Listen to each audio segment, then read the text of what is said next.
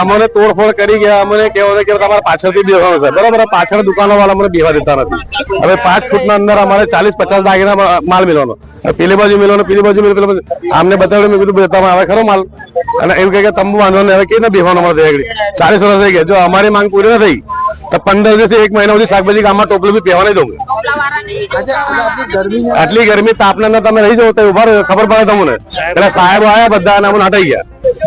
Warning આવી કે ચાલો ભાઈ હટાઈ લો, એ વાત અલગ હતી, બરાબર છે. અને બેહવાન નહીં કે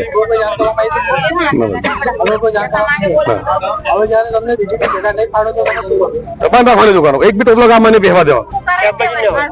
હડતાલ પર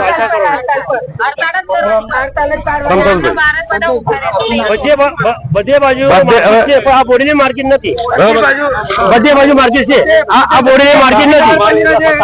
નગરપાલિકા હવે તમે જો જેટલું ભાવે તમે જાઓ માર્કેટ, આટલું કામ માર્કેટ છે, આ બોડીને કમ માર્કેટ નહીં એમ. અને આ લોકો એને હેરાન કરે છે અમારે.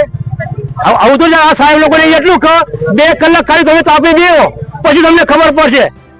હટાવવા માટે જાણ કરી છે તમને? કશું કર્યું નહીં, ડાયરેક્ટ આવી ભરી લઈ ગયા લોકો, કશું જાણ નહીં કર્યું લોકો. દાદાગીરી કરી છે, બીજું કઈ નહીં. હવે શું માંગ કરશો?